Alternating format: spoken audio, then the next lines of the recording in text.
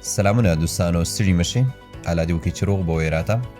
دوستانو، د افغانستان څخه نړیوالو ملکي پروازونو بیا پیل په اړه تېره ورځ قطر هېواد ته یو پلاوی تللی دی.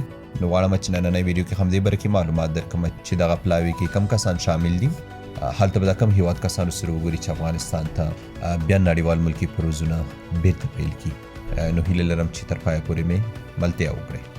ښه، د کابل نړیوال هوایي ډګر محترم رئیس صاحب په شمول د دې هوایي ډګر تخنیکي ټیم او ورسره د هناوردۍ معاونان قطر هېواد ته تللي دي، چېرته به چې دوی په دې هېواد کې د متحده عربي اماراتو کسانو سره د پروازونو بیا پیل په اړه خبرې وکړي، تر څو دوی ته ډاډ ورکړي چې کابل نړیوال هوایي ډګر نړیوالو پروازونو لپاره په بشپړ ډول تیار شوی دی.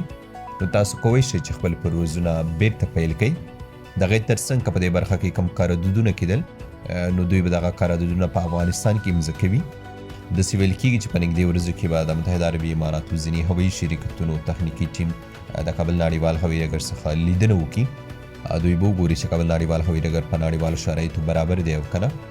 که څه هم د افغانستان ملکي هوایي چلن ادارې ډېر مخکې اعلان کړی و چې کابل نړیوال هوایي ډګر په بشپړ ډول نړیوالو پروازونو لپاره چمتو دی، خو دا ټیم به د یاد هوایي ډګر څخه لیدنه کوي. هغې نه پس به دوی تصمیم نیسي چې افغانستان ته بېرته پروازونه پیل کړي. دغه واړه معلومات کوم چې مو واورېدل، در سره د کابل نړیوال هوایي ډګر بررسۍ محترم رئیس مولوي صاحب امین الله عصمتي شریک کړي دي.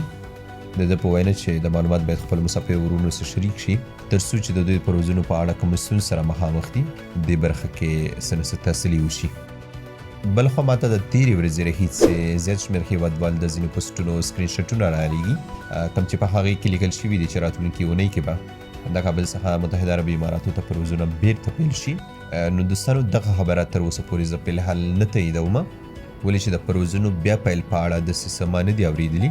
خو کوم پلاوی چې تللی دی قطر هېواد ته، دغه زه تعقیبومه چې دوی کومې نتیجې ته ورسېدل. دې برخه کې کوم نوي معلومات څه چې وو، هغه زه تاسو سره انشاءالله شریکومه. نور ستاسو دعاګانو او سپورټونه د زړه له کومې مننه کوم.